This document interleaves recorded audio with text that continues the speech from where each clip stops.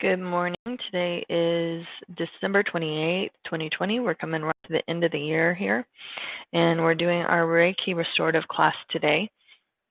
And today I was just thinking that it was important to talk to you guys about this, and it's so funny because it's not at all what I had in mind, but it must be important. And I always talk to you guys about the stuff that is resonating for me.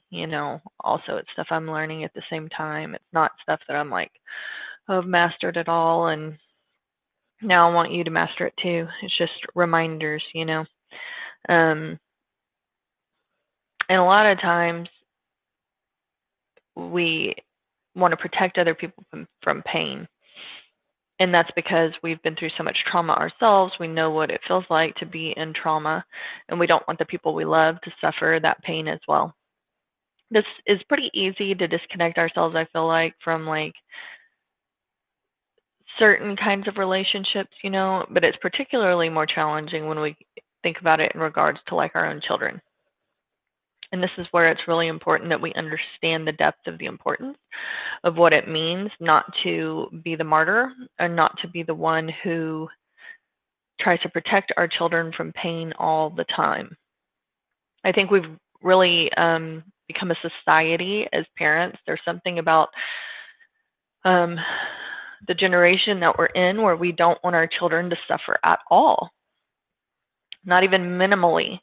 And so we do everything we can to keep them from experiencing any kind of pain whatsoever, not just trauma, but any kind of discomfort or pain. And that is massively crippling to our kids. It creates an individual that has no ability to withstand challenging situations. And it's not about protecting those people that we love from pain. It's not about that. It's about supporting them with the tools that they need to be able to handle discomfort and challenging situations better. If we're not equipping our children with the tools that they need to be able to experience discomfort, then we're not serving them. So if we're not giving our kids the opportunity to go through these situations that are not easy, that feel challenging to them, that make them feel a little bit of pain, then we're not giving them the opportunity to either learn their tools or to use them. And there's a video that I had posted on Facebook a long time ago, and it came up as a memory for me. And this guy was talking about how in science class he learned that if you're cutting a chrysalis away from a butterfly, the cocoon that a butterfly is housed in, the butterfly will die. You think you're helping the butterfly by cutting the cocoon away and taking away the challenge or the effort of them having to get through that cocoon and make it into their physical embodiment fully and completely. But really, it cripples them and to the point that it actually kills them, because the butterfly needs the struggle. It needs the movement of the wings and trying to escape the chrysalis to send blood into the wings so that when the butterfly emerges from the cocoon, it can fly, it can take off, it can do what it needs to do. When you inhibit the butterfly from being able to experience the struggle of coming out of its cocoon, it dies. It literally dies. So, utilizing that metaphor and thinking about how when we inhibit our kids, when we're trying to cut away the cocoon all the time, when we're always trying to create ease in their life instead of teaching them how to create ease in their life, we're crippling them.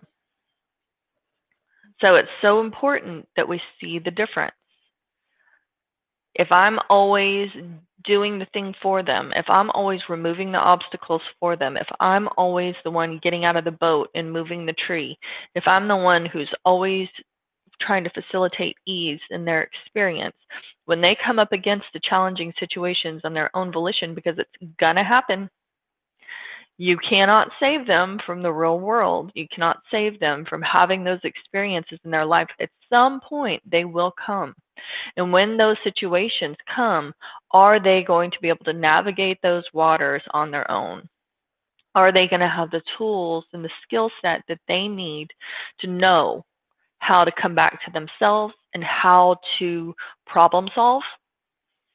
That's a huge part of it too. It's like if we're always doing everything for them, we're not giving them the opportunity to think, to have skills that allow them to be critical thinkers. We're not giving them the opportunity to know how to problem solve. So when we're sacrificing ourselves for our children and trying to remove every bit of pain, every bit of discomfort, everything that would potentially be an issue for them, we are breeding a child that has no tools, that has no ability to do or fend for themselves. And that's a scary thing. That's way scarier to me than them actually feeling the feeling. We can't protect them from life. They're here to experience life just like we are. And not to mention the fact that when we're constantly doing that stuff, when we're always looking for these obstacles in our children's lives, when we're always trying to prevent them from experiencing any kind of pain or discomfort, we're using a whole lot of our energy to do for them, and we're negating our own experience, which is what we're here to do. I'm here to do this. Calvin and Hobbes, I love that little cartoon. There's a quote from that cartoon, and he says, "I will take care of myself for you, and you will take care of yourself for me." The best thing I can do for my kids is to lead by example. I take care of myself first. I teach you how to take care of yourself first, too. I make you your responsibility and me mine. Not to say that as parents, we're not here to give a general oversight of what, we're not going to allow our children to go into an intense amount of trauma, right? That's clear. But there's everyday situations, normal amounts of experience and trauma and pain and challenging situations that are going to come up that feel traumatic to them, especially if they've had no trauma and complete ease in their life. That's going to feel massive to them initially. Just small amounts of trauma are going to feel like a world of trauma. And so that's important to recognize too. So just we're not opening them up to, massive amounts of trauma where we know they have the potential to get taken advantage of by another individual or something of that nature. I'm just talking about normal everyday situations. Teach them to take care of themselves by watching us take care of ourselves, watching us put ourselves first, watching ourselves make ourselves a priority, verbalizing it when we're in our own trauma, when we're in our own pain, when we're in our own sorrow, when we're in our own grief, and talking to them about the tools that we're utilizing to get ourselves through that space. Be real with our kids. A lot of us want to hide our tears from our kids. We want to hide any kind of pain so that they don't see that we're hurting. We don't want our kids to feel bad for us and feel sad that we're in pain. Empathy and compassion are massive tools for children to learn. And if they don't know how to recognize that in their own mom or dad or their own family, how in the world are they going to recognize that in a partner or further relationships in the future? The best thing we can do with our kids is to be completely honest with them. So if I'm feeling trauma or pain and I'm in grief, I talk to my kids about it. If my kid says, "Hey, Mom, what's going on? You seem really sad," instead of being like, "No, I'm fine. Everything's okay," say, "Yeah, I'm hurting right now. I am in grief. I lost my best friend and I am really in pain right now. And, this is a part of the life experience, and there are things that we can do when we're hurting like this, and this is what I'm doing right now." And yeah, your love and compassion right now and you being a little more helpful and reaching out to me is important to me. I need even your assistance. I need even my own children to help lift me up sometimes. That's how we create trusting relationships, right? If I can trust my children to help me when I'm in pain, when I'm in trauma, when I need lifting, they're going to trust us when they need that same lift, when they need that same love and support, right? Instead of keeping it to themselves and acting like nothing's wrong with us because they don't think we can handle it. They've seen what we're capable of handling. They've seen what we can hold, what kind of space we can hold for ourselves. And when they see that we can hold that kind of space for ourselves, recognizing then that we can also hold that safe space for them. and that they truly can talk to us about anything at that point. So I just want us to think about that kind of stuff today. Where are those times when it's been with people I love that I've really tried to protect them from pain, and in the process potentially crippled them from the fullness of their life experience? What are the relationships that tend to be a little more codependent for me, where I am doing so much to keep that person from in total ease and from experiencing any kind of discomfort at all, that I'm not giving them the opportunity to really engage in their life experience and to learn the grit and the depth of who and what they are, the strength of their being, and to offer them then the tools that they need to be able to work through those kinds of situations. It's just like me with you guys when I'm teaching y'all. I'm going to offer you guys a lot of tools. I'm going to offer you guys a lot of perspectives, a lot of different ways to see things. Y'all aren't going to take every one of them because it's not right for you. But maybe you found one tool that really has been beneficial for you. Maybe you heard me say one thing that didn't really resonate for you, but you were able to tweak it and make it yours, right? So then we teach our kids to have critical thinking minds. We teach our kids to analyze their being, to constantly come back into themselves and to do that diagnostic of their own being, of what feels good, what doesn't feel good, where it doesn't feel good, what can I do to make that better? Those are the kind of tools that we impart upon the people we love, that gives them the ability to be able to handle their own life situations. We're not crippling them at all. We're giving them new perceptions. We're lifting them up. We're supporting them and nurturing them through their life experience, as opposed to keeping them from experiencing it. There's a complete difference. So where am I nurturing and supportive, and where am I cutting off their life experience? Where am I cutting the chrysalis? Where am I cutting that cocoon away for them that is potentially causing a lot of danger in the future for their life experience, that's going to keep them from being able to fully express themselves?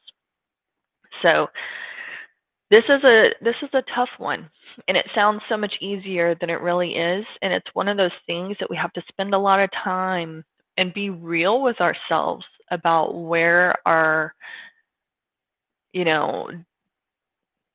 contribution in our mind is actually become meddling. And be real with ourselves, not to feel guilt or shame about it, but to be aware. Once I'm aware, I can create change in my behavior that's going to facilitate the reaction that I want, right? Once I see where the issue is, I can create the positive change that's necessary to take me where I want to be. So that's what we're doing today, just thinking about those relationships where I overextend myself. Even if you're not doing necessarily the crippling thing, but you're working so hard to create ease in other people's life that you're negating yourself, that's just as bad. So thinking about those areas too. Where am I overextending myself? In those places that I'm trying to do for others where they can do for themselves. Where am I doing that? Where is that place, that line? Have I created safe boundaries for myself in regards to how I extend myself? Is it affirmative in that nurturing and support, or is it overextending? So just thinking about that need for things to be perfect, that need for things to be totally of ease, and all of those things, that's an insecurity. So anytime I'm overextending, anytime I'm trying to create ease in other people's lives to the point where I'm meddling, all of that stuff, it's insecurity. It's a lack of trust that I have in other people to be able to efficiently live their life in a way that is good for them. But I could never know what's perfectly good for that person. That person can only know. And so we have to give them the opportunity to figure that thing out.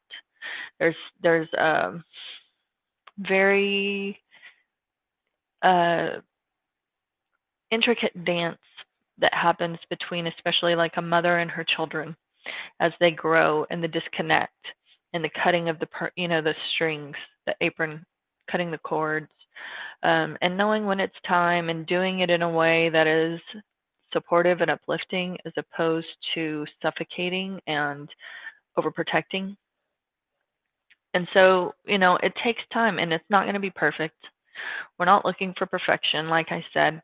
We're just looking for what feels good and what we know in our heart to be right. And not, you know, allowing the grief of the loss of the relationship for the way that it was to override the knowledge of the heart that this is time, this is when I need to do this. I need to give them more space and let them grow up a little bit more and give them a little bit more ability, freedom to choose and to implement the tools that I have instilled in them up until this point. So let's start by coming into our easy seated posture and just take a couple deep breaths, not allowing what we just talked about to feel burdensome or heavy, just a thought, just something to think about in my own life experience that could open up a lot of new space for my life experience and the life experience of my family and the people I love. It's just a new opportunity, a new way to look at our experience.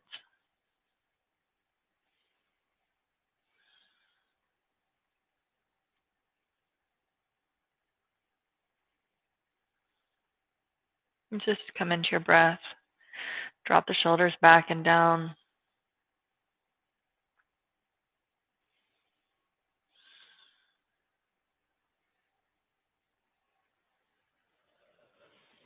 Sink into your body.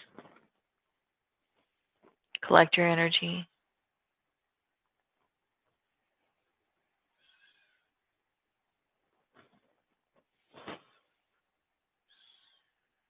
Arms are hanging at the side, palms of the hands gently resting on the knees. Sits bones are anchored into the earth. Heart's lifted.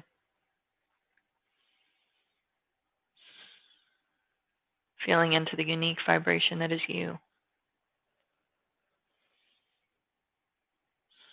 Relaxing the jaw, stop clenching the teeth.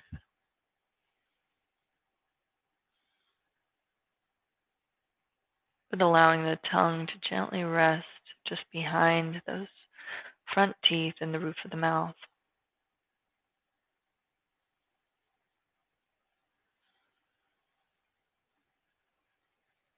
And relaxing a little bit deeper into this seated posture.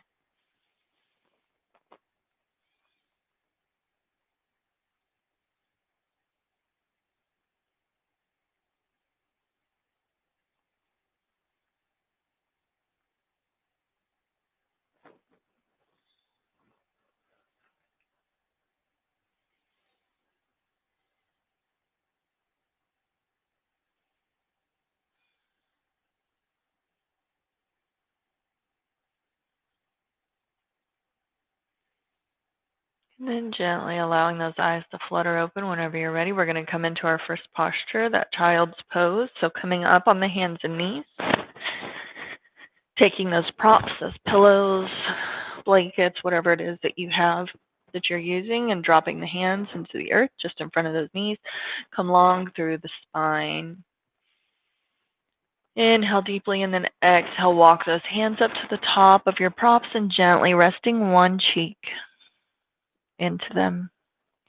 Fully relaxing, finding your breath and sinking into those props. My teaching the people in my life to contract away from their life experience or to fully engage in it.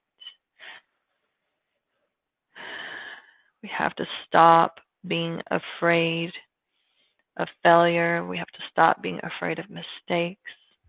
We have to stop being afraid of feeling into the quote unquote negative aspects of the emotional spectrum.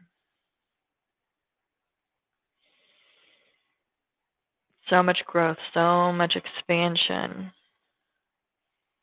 can come from feeling into some of those feelings. Better to try and fail than to fail to try. So give our kids, the people we love, those relationships in our life, give those people the opportunity to try.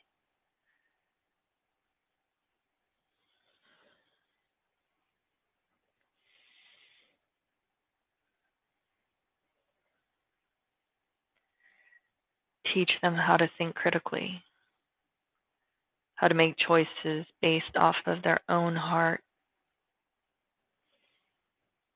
and how to take actions. Move the energy forward in regards to those desires of the heart.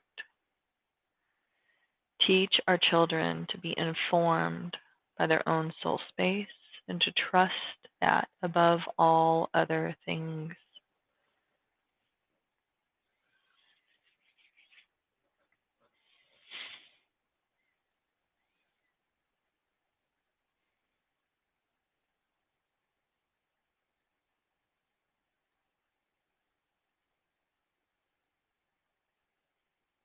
Teach your children to trust in their own instincts, their own intuition.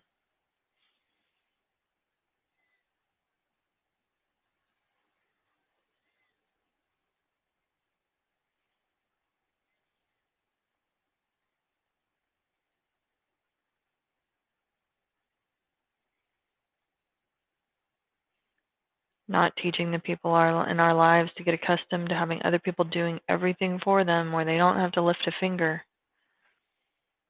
but to taking the actions necessary to live a fulfilled and joyful life.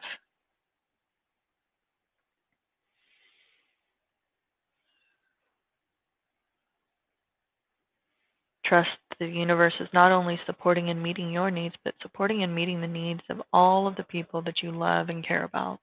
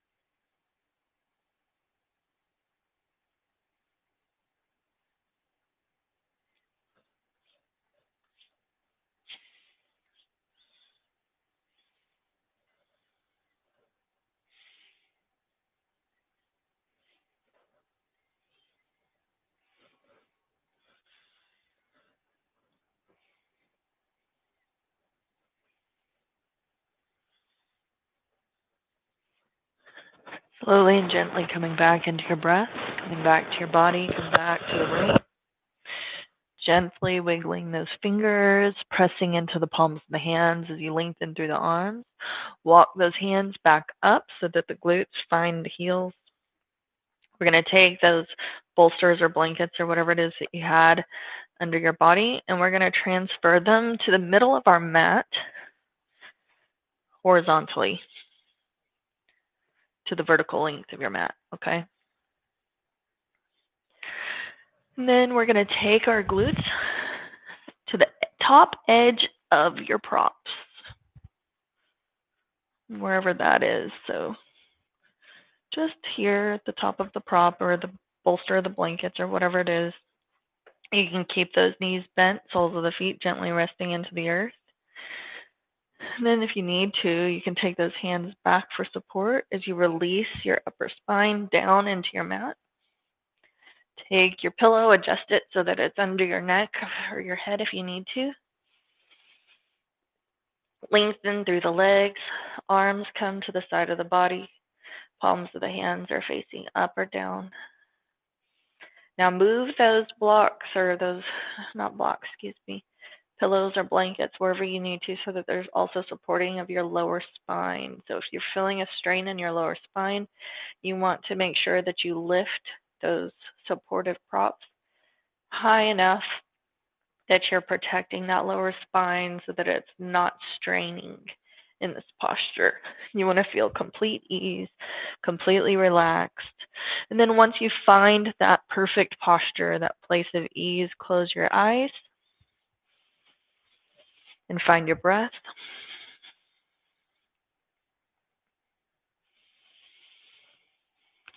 We teach our children and people we love to find their ease within their own being, not to create an environment for them for which there is no discomfort.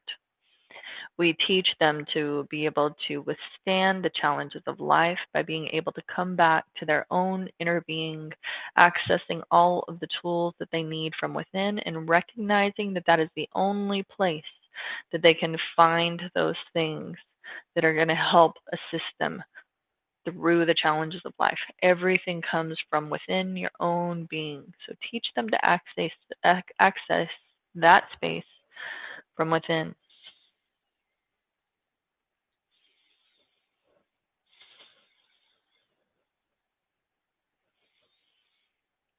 Teach your children self-care, how to care for themselves. And you take care of yourself for them. Be the example. Show them, share with them those things that you do to center yourself, to ground yourself, to find your 0 point, that point of your own soul space, that inner guidance, your own intuition, and teach them to trust in what they find within that space, even when it does not correspond with our own beliefs, our own truths, our own things that give us ease and make those choices that make us feel good may be completely different for them than it is for us. So give them the space to be creative, to come up with their own solutions, to listen to their own heart, and to follow that space even when it's different than what we do for ourselves.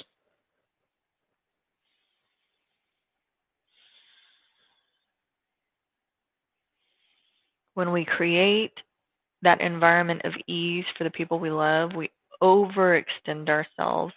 It becomes that point of meddling and keeping them from really truly living. We're cutting the chrysalis away.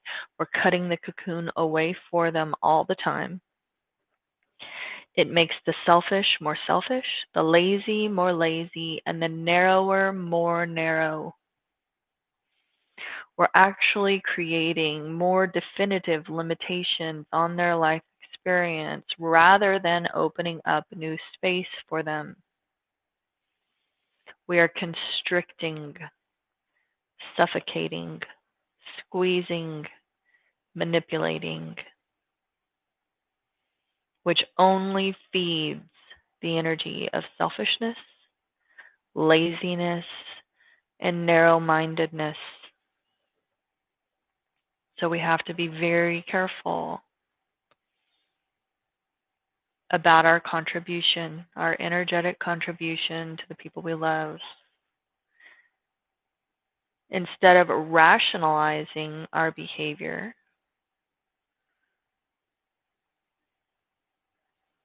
we should be feeling good about that contribution. We should be feeling safe and comfortable in that contribution. not rationalizing, but accepting and allowing, and recognizing those safe boundaries, those internal safe boundaries, and honoring those.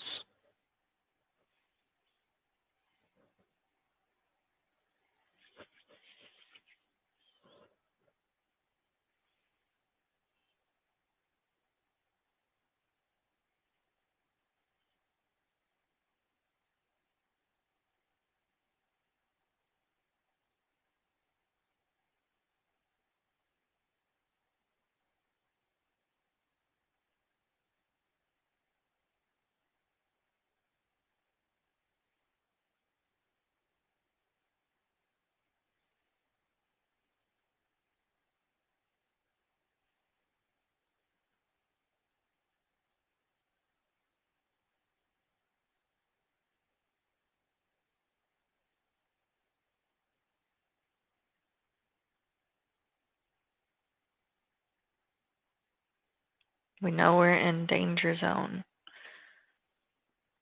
when we're attempting to create change in another person's experience that feels desperate,